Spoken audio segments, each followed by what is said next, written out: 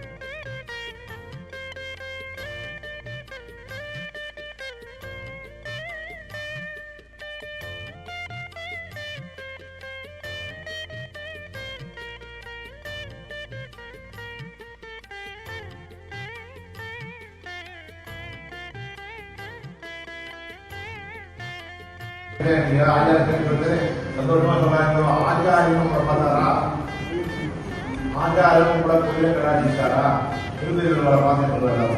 நம்ம திருப்பதிகளை பார்க்கறது அவர் நம்மளை பார்த்தாரா, ஆச்சாரியம் கோயில கடாச்சிக்கிறோம். ஒவ்வொரு ஆழ்வாரும் ஒவ்வொரு அவதாரம் ஒரு அம்சம். திருவேங்கை ஆழ்வார் சாந்தா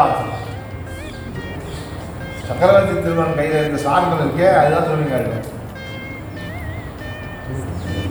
அப்படி சார்ந்தமாக கையில் வச்சிருந்த பிராட்டி வந்தா, பிராட்டி பெருமாளை பார்த்து தன்னுடைய அல்லல் தீர்ந்தா, தனக்கு ஏற்பட்ட விபத்து தீர்ந்துன்னு நினைச்சா, நானும் பிராட்டியோட சேர்ந்து அல்லல் தீர்ந்தேனே அப்படின்னு சொன்னார். ஏன்னா தான் இல்லா இருந்து ஞாபகம் பூர்வ என்ன இது நம்ம பிறந்த அம்சமாக பிறந்திருக்கோங்கிற ஞானம் ஆழ்வார் அறியாமலே ஆழ்வார் மனசுக்குள்ள பொறுத்து அல்லிமாமலரா தன்னோடும் அழியே கண்டு கொண்டு அல்லல் தீர்ந்தேனே அப்படின்னு சாதிக்கிறார்.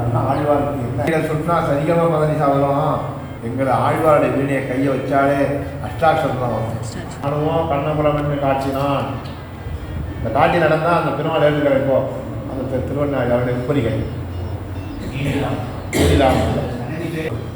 தூணிதாமுக்கம் திருக்குறள் தூணிதாமுக்கத்தை போந்து விளையாட வானிலா மூடி வா அப்படி கூப்பிட்டாரு பெரியாழ்வார் நினைக்கிறார்.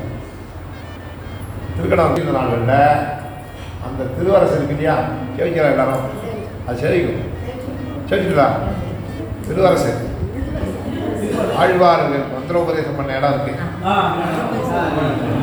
இறப்படி அங்கெல்லாம் போவார்.